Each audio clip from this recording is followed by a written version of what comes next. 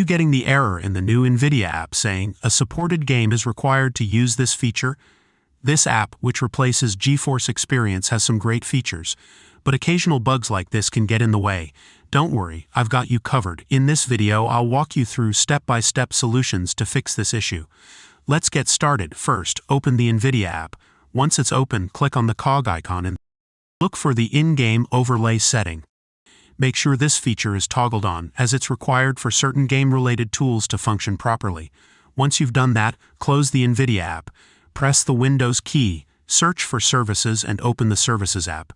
Now, scroll down and look for two key processes: Nvidia Display Container and Nvidia Local System Container. For each service, double-click it to open the Settings window. Set the startup type to automatic. Ensure the service status says running. If it's not, click Start. Afterward, right-click on each service and select Restart to refresh them. This ensures the Nvidia app has the proper back-end support to run smoothly. Relaunch the Nvidia app, and this time head to the Drivers tab.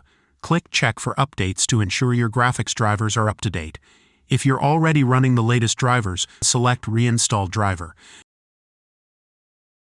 This step will repair any potential issues with the driver installation. Once the reinstallation is complete, restart your computer. This is a critical step to apply the changes properly. Still getting the error? It's time to check for background applications that might interfere with the Nvidia app. Close any video recording software like OBS, game launchers, or even games running in the background.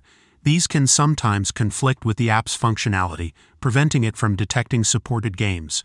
And that's it. This new Nvidia app is packed with potential, but occasional hiccups like this can be frustrating.